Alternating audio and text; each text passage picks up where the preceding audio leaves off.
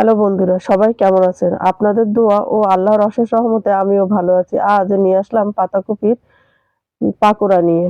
এখানে আমি পাতাকপি কুচি করে নিয়েছি, চালের গুঁড়ো আগের থেকে চেলে নিয়েছি, আটা আর ময়দা এখন চেলে নিচ্ছি।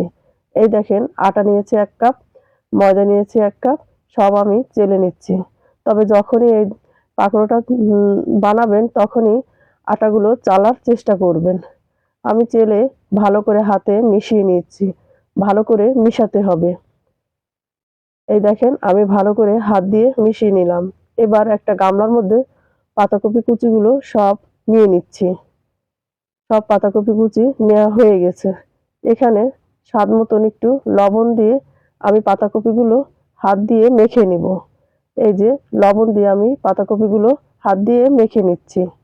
যখন একটু নরম হয়ে যাবে তখন এখানে অল্প একটু তেল দিয়ে দেব। এই যে আমি অল্প একটু সাদা তেল দিয়ে দিচ্ছি। অল্প একটু সাদা তেল দিয়ে দিলাম। তারপর হলুদের গুঁড়ো, সামান্য একটু হলুদের গুঁড়ো দেব। এই যে আমি সামান্য একটু হলুদের গুঁড়ো দিয়ে দিলাম। এবার পরিমাণ মতন একটু শুকনো মরিচের গুঁড়ো দিয়ে দিচ্ছি। এই যে এখানে আমি পরিমাণ মতন শুকনো মরিচের গুঁড়ো দিয়ে দিলাম। আমার ঘরে গোলমরিচের গুঁড়ো করা ছিল, আমি সেখান থেকে একটু গোলমরিচের গুঁড়ো আর জিরের গুঁড়ো দিয়ে দিচ্ছি। এগুলো সব উপকরণ দেওয়া হয়ে গেলে আমি হাত দিয়ে আবার ভালো করে মেখে নিব। এগুলো ভালো করে মেখে নিয়ে এবার পেঁয়াজ কুচি আর কাঁচা মরিচ কুচি দিয়ে দিচ্ছি।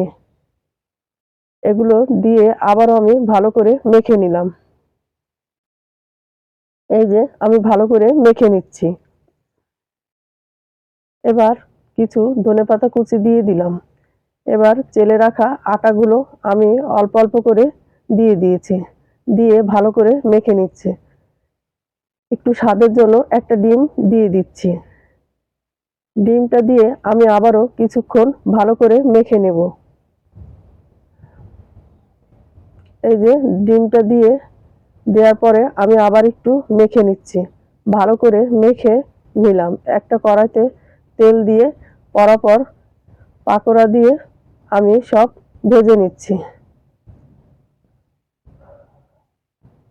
আলহামদুলিল্লাহ, আমার পাকোড়ার কালারগুলো কত সুন্দর না হয়েছে। আরিয়ান, আমার আব্বু, আরিয়ান বাবা, তোমার জন্য আমি পাকোড়া ভাজতেছি, তুমি চলে আসো পাকোড়া খেতে। পাতাকপির পাকোড়াটা আরিয়ানের খুব পছন্দ। এই যে আমি একটা একটা করে দিয়ে সমস্ত পাকোড়াগুলো ভেজে নিচ্ছি। আপনারা বাড়িতে এই পাতাকপির পাকোড়াটা বানিয়ে খেতে চেষ্টা করবেন। আলহামদুলিল্লাহ, আমার পাকোড়াগুলো ভাজা হয়ে গেছে। দেখেন কত না লোভনীয় হয়েছে। এখন আমরা সবাই এটা সন্ধ্যার সময় নাস্তা হিসাবে খাচ্ছি। আপনারা সবাই আমার সাথে চলে আসেন। কার কার এভাবে সন্ধ্যার সময় নাস্তা পছন্দ আমাকে কমেন্ট করে জানাবেন। আর অবশ্যই এ ধরনের ভিডিও বানাতে আমাকে সাহায্য করবেন আর আমার পাশে থাকবেন। আমরা সবাই একসাথে বসে খাচ্ছি, আপনারাও চলে আসেন।